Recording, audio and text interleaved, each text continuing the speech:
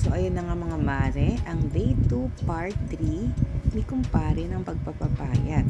So kung hindi nyo napanood ang day 1 and day 2 part 1 and 2, naka-upload na po siya dito sa aming reels. So pakipanood nyo na lang po, and then abangan nyo po yung mga susunod niya pang video, and abangan nyo rin po kung mamamayat si kumpare sa kanyang mga ginagawang exercise.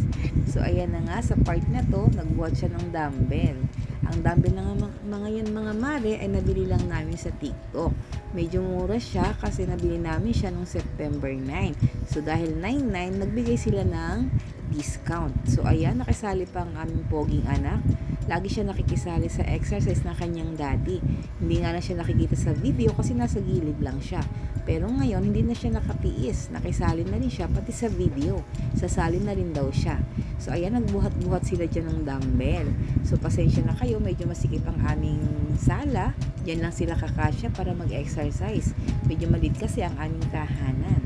So, ayun na nga mga mare, ang day 2 niya, mga mare, pawis-pawisan na siya dyan. Mukhang malapit na siyang sumuko. Charot.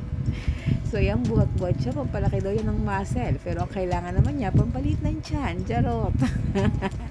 So, yan na nga po mga mare. Yan lang for today's video. At kung nagustuhan niyo po, please like and follow. And then, pakishare na lang po para naman mapanood ng iba at mapansin naman ako ni Meta. Di ba, Meta? So, yun lamang po. Thank you for watching. And God bless po sa ating lahat. And then, paki-like and share. Follow din po. See you on my next video. God bless po sa ating lahat.